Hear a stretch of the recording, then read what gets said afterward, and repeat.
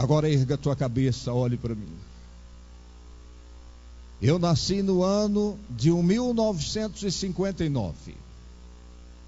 Pare de fazer as contas, eu faço 58 anos em setembro agora. Eu venho de uma família bem pobre.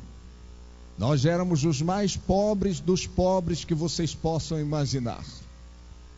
O meu pai era peão de fazendas, ele tomava conta do gado, amansava cavalos bravos.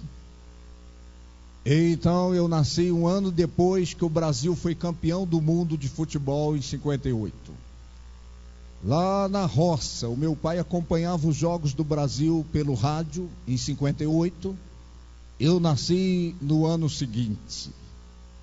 E quando nasci ali, ele colocou o nome em mim, o nome de batismo de um jogador de futebol da época, da seleção de 58. Quantos aqui já ouviram falar de Djalma Santos? Esse era o meu nome. Ele coloca o nome em mim de Djalma. E deixa eu dizer a você, nós não morávamos na sede da fazenda. Morávamos numa casa de pau a pique, retirado da sede da fazenda. Eram os paus assim e barreado com o barro vermelho. Ali não tinha o cimento no piso, era o chão duro, que a minha mãe jogava água para na hora de varrer a poeira não levantar. Não tínhamos muitas mobílias. E o pouco dinheiro que o meu pai ganhava, ele ia para a cidade e gastava com bebida alcoólica e com mulheres. Ele não se importava com a esposa nem com os filhos. Era a minha irmã mais velha, o meu irmão e eu, o caçula. O meu pai, por conta do alcoolismo, passou a lidar com a minha mãe, com os filhos, com as crianças, do mesmo modo que ele lidava com os animais da fazenda. Ele era bem duro. Para que você tenha uma ideia, quando um de nós adoecia, ele não tomava nenhuma providência para que a criança fosse clinicada, medicada. A minha mãe, que pegava a criança nos braços, pegava o caminhão do leite e ia para a cidade buscar tratamento. A única coisa que o meu pai fazia era uma superstição religiosa. Ele pegava uma vela e colocava embaixo do travesseiro da criança enferma, na superstição: se morrer, eu fiz a minha parte. Mas ele não se importava. E por conta das brigas, das agressões, a minha mãe tomou uma decisão. Ela pegou as 3 crianças e foi para uma cidade grande. Ela queria fugir da presença do meu pai. Está compreendendo o que eu estou falando? Ela escolheu ir para um lugar que não tivesse nenhum parente, nenhum amigo, nenhum conhecido, que não tivesse ninguém que pudesse dar notícias ao meu pai de onde ela estava. Ela queria fugir da presença dele. Esta mulher de roça, ela chega na cidade grande com 3 crianças. O único lugar que ela conseguiu para a gente morar foi um quartinho de porão. Alguns dos que estão aqui sabem do que eu estou falando. O porão é a parte de baixo de uma casa que tem um assoalho de madeira. E normalmente ali fica algum cômodo que as pessoas usam para guardar coisas. E alguém cedeu para a gente morar aquele cômodo, aquele quartinho de porão. Deixa eu dizer a você, aquele quarto de porão, ou um cômodo só, ali era quarto, era sala e era cozinha para nós. Estão me ouvindo? O único trabalho que a minha mãe conseguiu foi lavar roupas e passar. E não nessa época do tanquinho, da máquina de lavar, mas na época da escova. E ela lavava roupas todos os dias, ela saía, às vezes os seus dedos ficavam na carne viva. E ela voltava à tarde com o dinheirinho para comprar mantimento para nós. Ela tem 3 crianças que dependem dela agora. E então a minha mãe começou a sentir fortes dores abdominais. Ela tomou algum chá, algum medicamento buscando alívio, mas tudo em vão. Mas mesmo sentindo dores, ela ia para a lida. Ela tem 3 crianças que dependem dela. E as dores aumentaram tanto que ela não suportou mais. Ela procurou o hospital e eles internaram a minha mãe.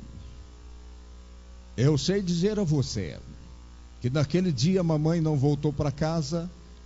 Nós somos 3 crianças, nós não fazemos ideia do que está acontecendo. E eu não sei se 2 ou 3 dias, mas a ambulância encostou na porta trazendo a minha mãe desenganada pela medicina. Eles colocaram ela na cama ali no quartinho de porão. Ela já não conseguia andar mais. Ela sentia muitas dores, ela gemia muito.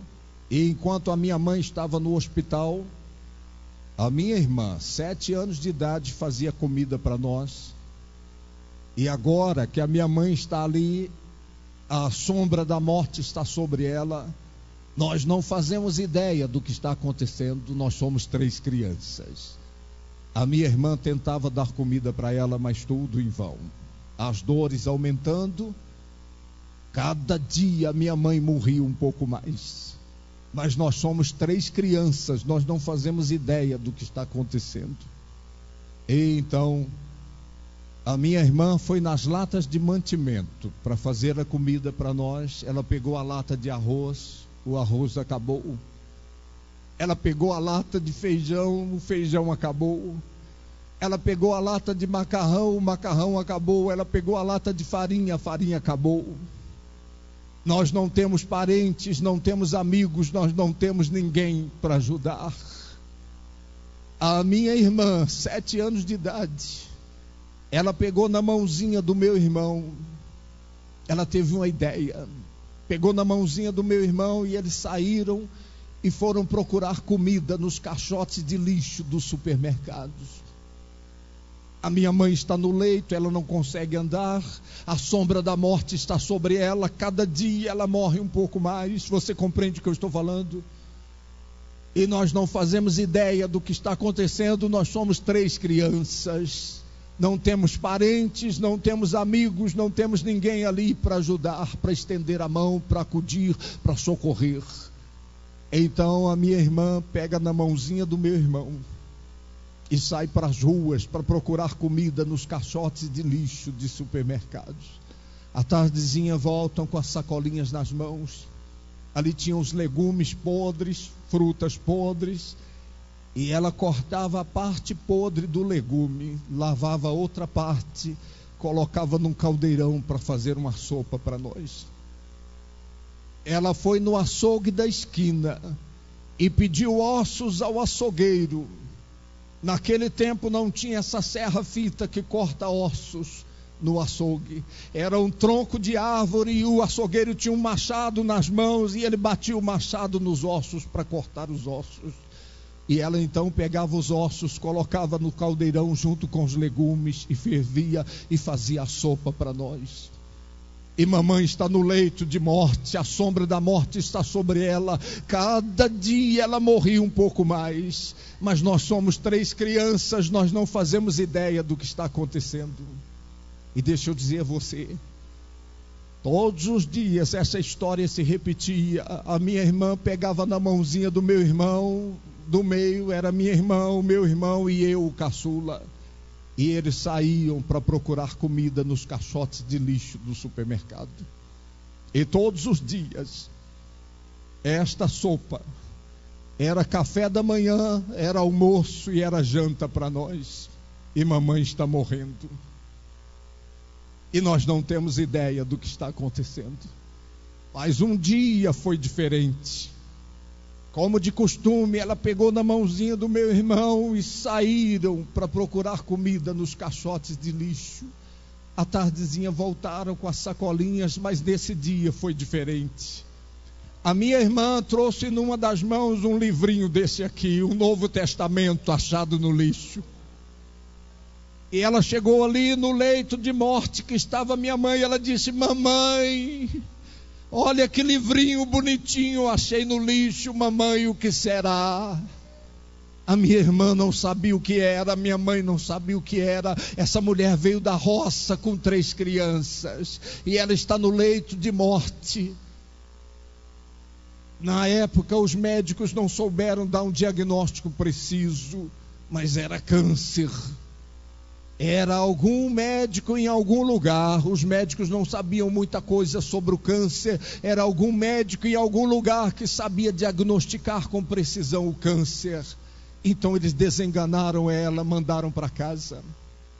Mas agora minha irmã chegou com um livrinho, o Novo Testamento, ali no leito, e deu para minha mãe e disse: mamãe, o que será? A minha mãe não sabia o que era. Ela veio da roça. E ali no leito de morte, ela começou a ler. Eu não sei se ela leu em Mateus, em Marcos, em Lucas, no Evangelho de João, em Atos, nos Salmos, Provérbios, nas cartas dos apóstolos. Eu não sei onde ela leu, mas uma coisa eu sei: quando a minha mãe começou a ler a palavra de Deus, o poder do Espírito Santo entrou naquele quartinho de porão e curou a minha mãe. O poder de Deus entrou lá e curou a minha mãe. Ela que não andava há dias, ela se levantou ali, ela tinha sua camisola, ela batia no seu estômago, ela dizia: eu estou curada, Jesus me curou. E ela chorava muito, as lágrimas rolavam na sua face. E filho, quando vê a mãe chorando, chora junto, chora também. Ela chorava muito, e a minha irmã segurando na sua camisola chorava, o meu irmão segurando do outro lado chorava, e eu chorava junto também. Nós não sabíamos o que estava acontecendo, mas o poder do Espírito Santo estava lá, a glória de Deus estava lá, e sem que ninguém ensinasse. Ali naquele quartinho de porão, ela dobrou os seus joelhos, o seu rosto banhado em lágrimas. Ela entregou sua vida a Jesus. A minha mãe não sabia nada sobre declaração profética. Ela não sabia nada dessas coisas que as pessoas sabem hoje. Ela se levantou ali daquela oração e ela bateu a mão na minha cabeça. Eu tinha perto de 5 anos de idade. Ela bateu a mão na minha cabeça e ela fez a seguinte declaração. Ela disse: enquanto este meu filho viver, ele vai falar desse Jesus que me curou. A glória de Deus estava lá, o poder do Espírito Santo estava lá. Você compreende o que eu estou falando? E então, eu vou dizer algo a você. Depois que a palavra de Deus entrou na nossa casa, se é que pode chamar de casa aquele quartinho de porão, nunca mais, está ouvindo o que eu estou dizendo? Nunca mais nós comemos da lata do lixo, porque Jesus Cristo mudou as nossas vidas para sempre. Ele mudou as nossas vidas para sempre. A minha irmã saiu para procurar comida nos caixotes de lixo, e ela voltou com o pão da vida, ela voltou com o pão da alma, ela voltou com o pão que sacia a fome da alma humana. Jesus Cristo disse: nem só de pão viverá o homem, mas de toda a palavra que sai da boca de Deus. Eu sou grato ao Ministério dos Gideões Internacionais. Por causa de um Novo Testamento achado no lixo, a minha família foi salva. E não somente a minha família foi salva, mas Deus me confiou um ministério, estão me ouvindo? Que conta hoje com mais de 70 igrejas fundadas, estruturadas, milhares de pessoas alcançadas por causa de um Novo Testamento achado no lixo. Eu tenho louvado a Deus pelo ministério desses homens e dessas mulheres que fazem parte dos Gideões Internacionais. Estão compreendendo? Erga sua cabeça, olhe para mim. A minha mãe descobriu uma igreja perto da nossa casa, e ela colocou as 3 crianças para irem para a escola bíblica. E ela dizia: vocês prestem atenção no que é ensinado lá. Quando voltar, vocês têm que me contar tudo nos detalhes, senão vocês vão ficar de castigo no milho. Alguém aqui já ficou de castigo no milho? Alguém sabe do que eu estou falando? coloca os grãos de milho e você fica ajoelhado ali no milho. E às vezes tinha que ficar ajoelhado e com os braços para cima ainda. E a minha mãe era bem dura.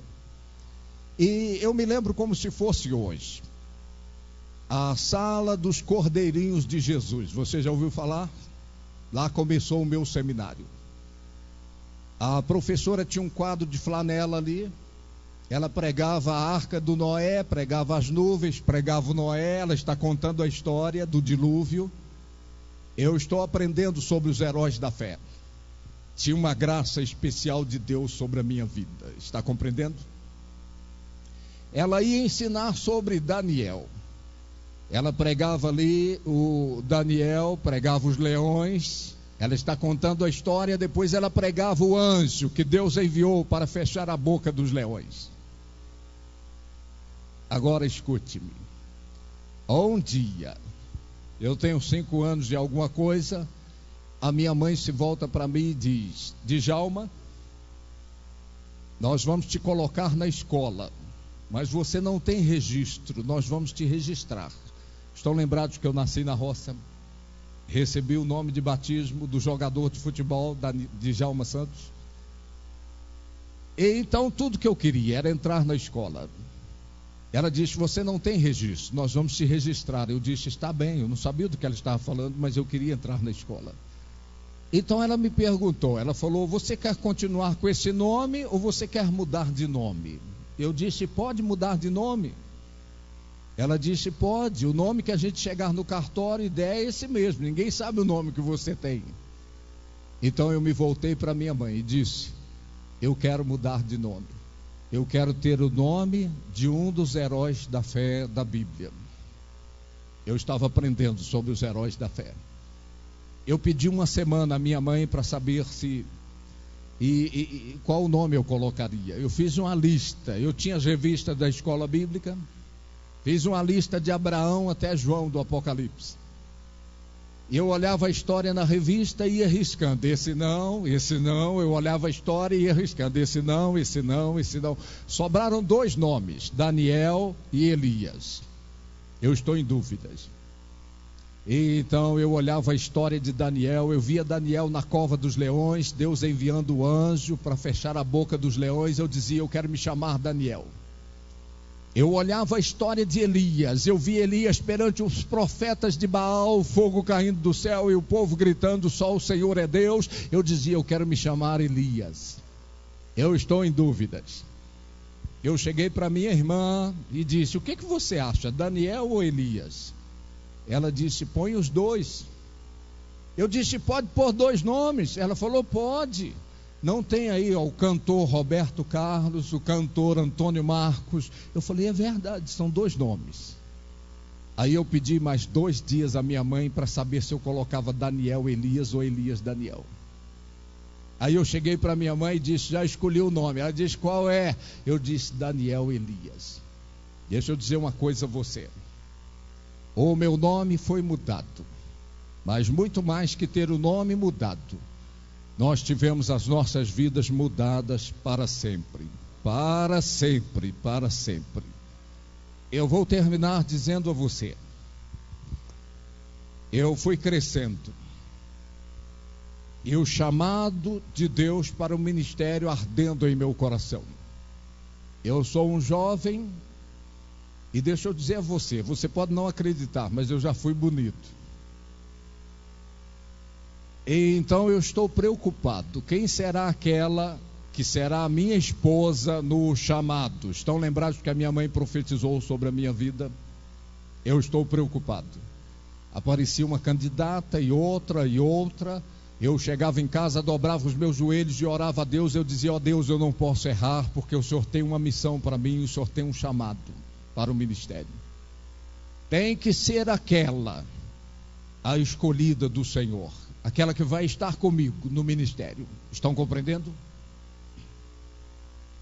E um dia eu conheci a mulher mais linda do universo. Eu sinto que a inveja está neste lugar. Brincadeira, viu, gente? Me perdoa essa parte. Eu conheci a Aurélia. E eu cheguei em casa, dobrei os meus joelhos e eu disse: ó Deus, eu não quero me impressionar com a aparência dela. Se não é aquela escolhida do Senhor para estar comigo no ministério, eu não quero. Estão compreendendo? E Deus testificou em meu coração e no dela. E nós namoramos, ficamos noivos e nos recebemos em matrimônio na presença de um grande homem de Deus que impetrou a bênção sobre as nossas vidas. Nós tivemos a primeira filha, nasceu Gabriela. Não vou contar os detalhes por conta do tempo, mas na segunda gravidez da minha esposa, mais ou menos 8 meses de gravidez, ela teve uma hemorragia. Nós estávamos na casa de um casal, irmãos na fé, estamos ali falando das coisas de Deus. Compreende o que eu estou falando? E de repente a minha esposa bateu em mim. Eu estou sentado ao lado dela e ela mostrou o lugar que ela estava sentada. Tinha uma poça de sangue. Ela está grávida, nós pegamos ela nos braços, colocamos no automóvel, onde passamos com ela, ficou um risco de sangue no chão, era muito sangue.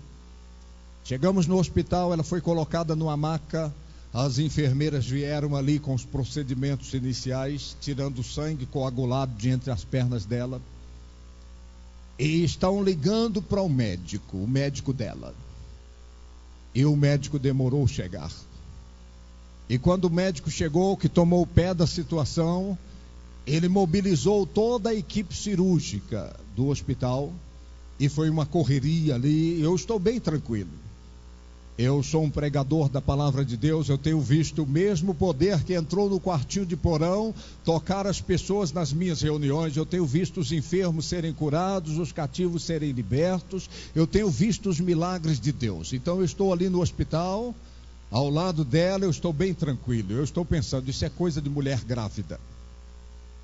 Eles entraram para dentro da sala de cirurgia. A gente não cronometra o tempo nessa hora, mas passou muito tempo. Eu estava no corredor do hospital, tinham mais pessoas ali esperando outras coisas, quando de repente a porta da sala de cirurgias, do corredor da cirurgia abriu, o doutor saiu, alguma enfermeira saiu com ele, e ele perguntou no corredor, ele falou: quem é que está com ela? Eu me levantei e disse: sou eu, doutor. Então ele olhou nos meus olhos e disse mais ou menos estas palavras. Ele disse: a sua esposa se foi. Nós tentamos salvá-la, mas ela não resistiu.